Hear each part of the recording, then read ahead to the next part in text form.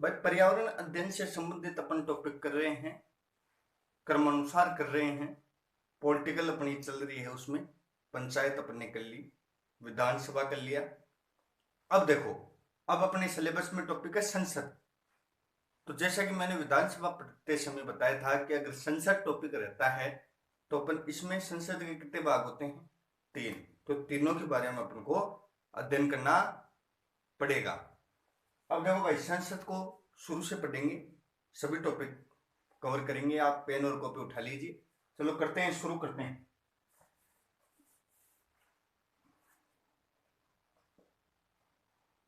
संसद का उल्लेख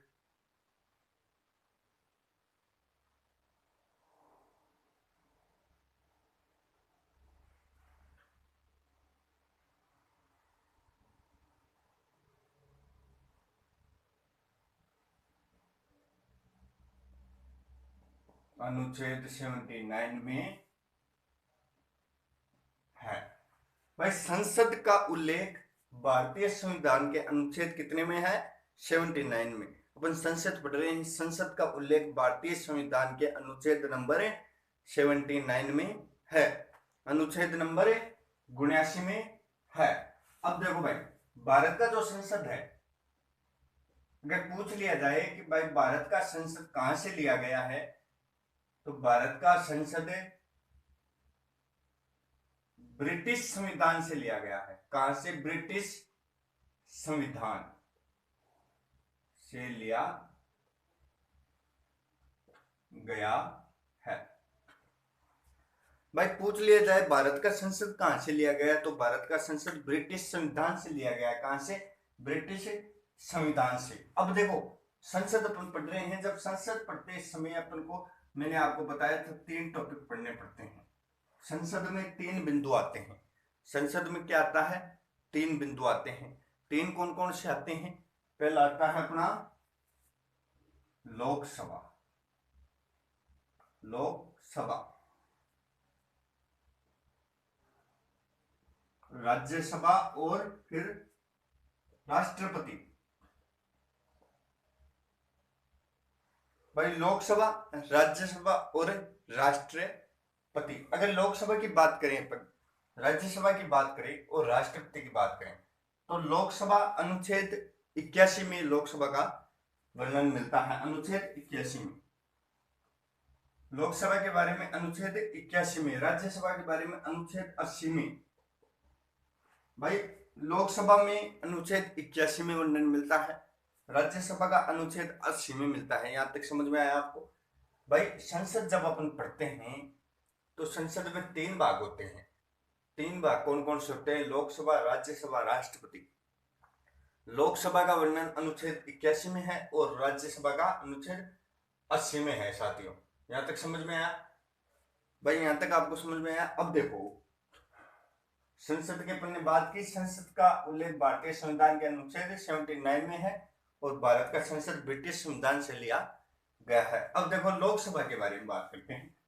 इसमें 3 भाग पढ़ेंगे अपन, तीनों ही पढ़ना पड़ेगा, लोकसभा, राज्यसभा और राष्ट्रपति। अब देखो भाई, लोकसभा, लोकसभा अनुच्छेद 81। लोकसभा के बारे में बात करते हैं। लोकप्रिय सदन है। क्या है? लोकप्रिय सदन, क्योंकि जनता के द्वारा, जनता के विश्वास पे चुनकर आते हैं। यहाँ पे जो कैंडिडेट आते हैं वो जनता के विश्वास पे चुनकर आते हैं, तो क्या हुए? लोकप्रिय सदन। लोकप्रिय यानी जनता का सदन है, जनता का सदन। निम्न सदन भी इसे बोलते हैं, निम्न सदन। अब भाई निम्न सदन लोकसभा को बोलते हैं, तो राज्यसभा को क्या बोलेंगे? उच्च सदन। भाई निम्न सदन अगर लोकसभा को बोलते हैं तो राज्यसभा को क्या बोलेंगे? उच्च सदन। लोकप्रिय सदन है, जनता का सदन है, निम्न सदन है, और क्या है भाई? एक बात और आती है, house of the people. House of the people 1954 में यह नाम लिया गया था, house of the people. House of the people भी लोकसभा को कहते हैं, हाउस ऑफ द पीपुल। और अस्थायी सदन। अस्थायी सदन। अब देखो अस्थायी सदन की अगर अपन बात करते हैं तो अस्थायी सदन अनुच्छेद 85 के अनुसार राष्ट्रपति द्वारा कभी भी लोकसभा को भंग किया जा सकता है। अनुच्छेद 85 के अनुसार, 85 के अनुसार भाई अनुच्छेद 85 के अनुसार क्या है? राष्ट्रपति द्वारा कभी भी इसे भंग किया जा सकता है। राष्ट्रपति द्वारा कभी भी लोकसभा को भंग किया जा सकता है, इसलिए इसे अस्थायी सदन कहा गया है। लोकसभा के बारे में क्या क्या बातें कर ली अपन ने? लोकप्रिय सदन है, जनता का सदन है, जनता चुनकर भेजती है, इसलिए निम्न सदन इसको बोलते हैं। निम्न सदन है, house of the people. House of the people है। अस्थायी सदन क्यों है? क्योंकि अनुच्छेद 85 के अनुसार राष्ट्रपति इसको कभी भी भंग कर सकता है, कभी भी लोकसभा को भंग कर सकता है। अब भाई ये तो सिंपल बात थी जो आप अपने याद कर ली। अब एक दिमाग घुमाने वाली बात अपन करते हैं, यहां तक स्क्रीनशॉट लीजिए। बात करेंगे संसद लोकसभा के सदस्यों के बारे में। लोकसभा के सदस्यों की संख्या कितनी है इसकी बात करेंगे। देखो ये बहुत ही आपको थोड़ा सा कंफ्यूज करेगा, लेकिन समझने की कोशिश करना। भाई थोड़ा सा कंफ्यूज करेगा, लेकिन समझने की आप कोशिश करना। लोकसभा के सदस्यों की संख्या के बारे में बात करेंगे। लोकसभा सदस्य संख्या। पहले तो क्या था, लोकसभा सदस्य संख्या में कंफ्यूजन कम होता था, अब लेकिन कंफ्यूजन होगा। क्यों होगा इसको मैं क्लियर कर देना चाहता हूं, अभी आप समझ लीजिए, समझ में आ जाएगा आपको। भाई संविधान संशोधन बिल नंबर 126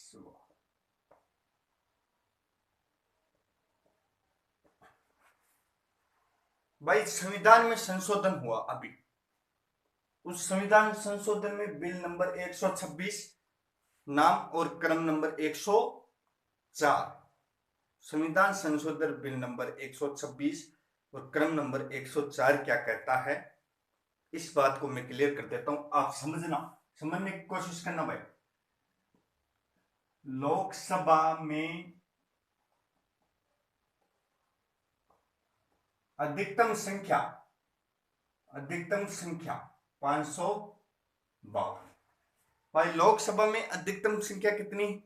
552। ये सही है, ये गलत है। पहले अधिकतम संख्या लोकसभा में 552 थी, जब ये नया संशोधन हुआ बिल नंबर 126वां क्रम 104। इसमें क्या हुआ, अब हो गई वर्तमान स्थिति में 550। भाई 552 थी पहले लिख लेते हैं, आप कंफ्यूज होंगे।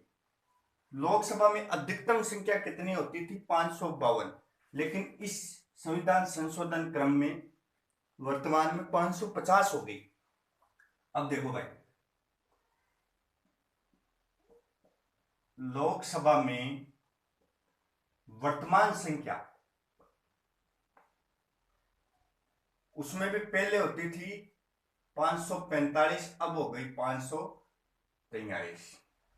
अब आप सोच रहे हो दो इसमें से कम हो गए, समझो पहले 552 थी लोकसभा अधिकतम संख्या 552, अब 550 कैसे हो गई? और पहले लोकसभा में वर्तमान संख्या मतलब 545 है यहां पे, तो 543, दो कहां पे कम हो रहे हैं? तो दो जो राष्ट्रपति द्वारा आंग्ल भारतीयों को, एंग्लो इंडियंस को जो मनोनीत किया जाता था वो बदल दिया गया है। अब वो दो मनोनीत नहीं किए जाएंगे। भाई आंग्ल भारतीय, जो दो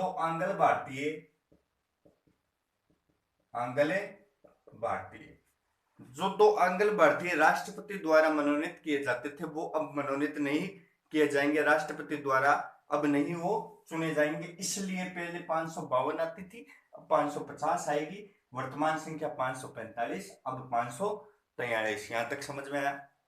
ये कौन से संविधान के अकॉर्डिंग? बिल नंबर 126 क्रम नंबर 104 संविधान संशोधन के अकॉर्डिंग ये बात हुई है। तो भाई इसमें परिवर्तन हो गया, ये आपको इतना समझ में आ गया। अब देखो आगे, कंफ्यूज मत होना बस, मैं तो इतना ही कहता हूं। आगे देखो, पहले राज्य में से, अब इस बात में भी कंफ्यूजन होगा, पहले राज्य में से कितने आते थे? पहले राज्य में से चुनकर सदस्य आते थे 530। पहले सदस्य आते थे 500, आएंगे अब आएंगे 524। भाई पहले राज्य में से आते थे 530 और अब आएंगे 524। भाई पहले, अब वर्तमान में। अब ये और कंफ्यूजन भाई, पहले राज्य में से 530 आते थे, अब 524 क्यों आएंगे? समझने वाली बात यह है भाई, पहले राज्य में से कितने आते थे? 530, अब कितने आते हैं? 524। अब भाई ये 524 कैसे हुए? क्योंकि जो जम्मू कश्मीर था वो पहले राज्य में आता था, फिर उसे केंद्र शासित प्रदेश बना दिया गया, अब केंद्र शासित प्रदेश में जुड़ गए वो 6। समझ में आया भाई? पहले राज्य में से कितने आते थे? राज्य में से आते थे 530, अब कितने आते हैं? 524। अब कितने आते हैं राज्य में से? 524। अब भाई राज्य की बात आ गई, तो सर्वाधिक सदस्य लोकसभा के राज्य में उत्तर प्रदेश के आते हैं, वो आते हैं 80। पहले नंबर पर सर्वाधिक में उत्तर प्रदेश, कितने आते हैं? 80। सर्वाधिक में उत्तर प्रदेश कितने आते हैं? 80। महाराष्ट्र कितने आते हैं? 48, और बंगाल फिर 45। बंगाल में कितने आते हैं? 45। भाई उत्तर प्रदेश पहला 80, महाराष्ट्र 48 तीसरा, बंगाल 45। अपने राजस्थान की बात करें तो राजस्थान में 25। राजस्थान की बात करें तो राजस्थान में कितने आ गए? 25 आ गए। राजस्थान में कितने आ गए? 25। ये हो गई सर्वाधिक, राज्यों से आने वाले सर्वाधिक। अब राज्यों से न्यूनतम, न्यूनतम किस में आते हैं? न्यूनतम आते हैं मिजोरम, सिक्किम, नागालैंड, एक एक न्यूनतम। मिजोरम, सिक्किम, नागालैंड, एक एक सदस्य। भाई यहां तक आपको समझ में आया? कंफ्यूजन नहीं है भाई? पहले राज्य में से 530 आया करते थे, अब 524 आते हैं, क्योंकि 6 केंद्र शासित प्रदेश जम्मू कश्मीर में चले गए। और भाई उत्तर प्रदेश में सर्वाधिक 80 आते हैं, महाराष्ट्र में 48, बंगाल में 45, राजस्थान में 25। अपन राजस्थान की बात इसलिए कर रहे हैं भाई, रेट की तैयारी कर रहे हैं इसलिए। न्यूनतम, न्यूनतम मिजोरम, सिक्किम और नागालैंड, एक एक सदस्य। यहां तक समझ में आई गणित? अब बात करते हैं भाई केंद्र शासित प्रदेश की। अब केंद्र शासित प्रदेश की जब बात करते हैं, अब देखो भाई,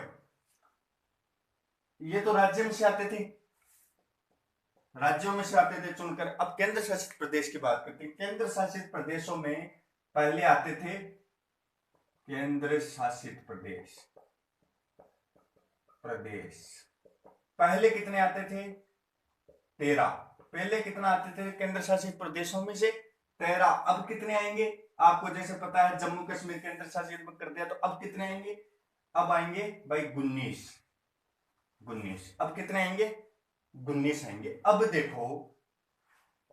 देखो इसमें एक चीज और आती है, 19 आएंगे। अब देखो सर्वाधिक की बात करते हैं। सर्वाधिक दिल्ली में कितने हैं? 7। दिल्ली में कितने हैं? 7। फिर जम्मू कश्मीर में, भाई फिर जम्मू कश्मीर में कितने हैं? जम्मू कश्मीर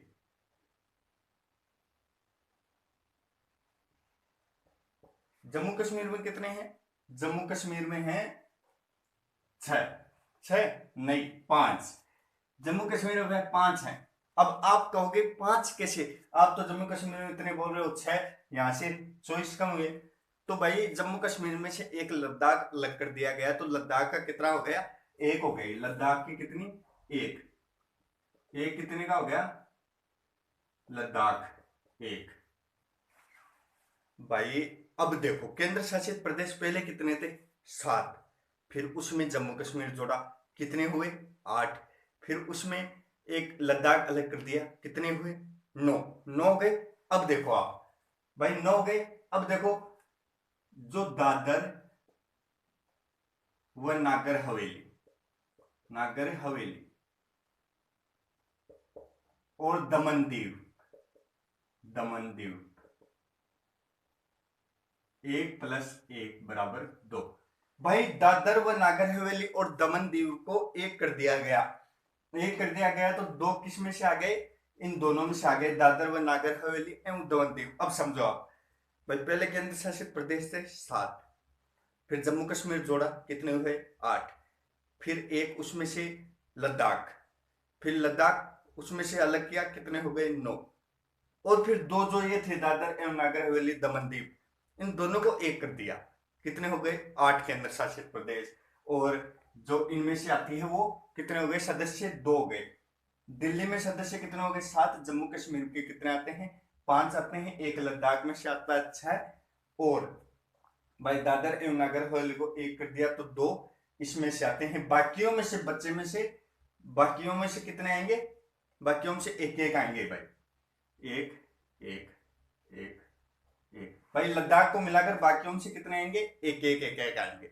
समझ में आ गए, गणित समझ में आ गया भाई। केंद्र शासित प्रदेशों में से पहले आते थे 13, जम्मू कश्मीर को लद्दाख को जोड़ने पर 19 आ गए। पहले राज्य में से 530 आते थे, अब 524 आएंगे क्योंकि जम्मू कश्मीर राज्यों से कम हो गया। और पहले पहले संख्या थी 552, वर्तमान में 550 क्योंकि 2 आंगल भारतीयों की।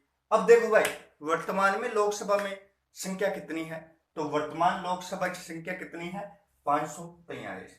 वर्तमान लोकसभा की संख्या कितनी है सदस्यों की, 543। यहां तक आपको नहीं समझ में आई, उम्मीद करता हूं समझ में आई होगी। नहीं समझ में आई तो वापस देख लेना, कॉपी में उतार लेना। आज के लिए इतना ही, कल मिलेंगे, जब तक के लिए जय हिंद जय भारत। स्क्रीनशॉट लीजिए।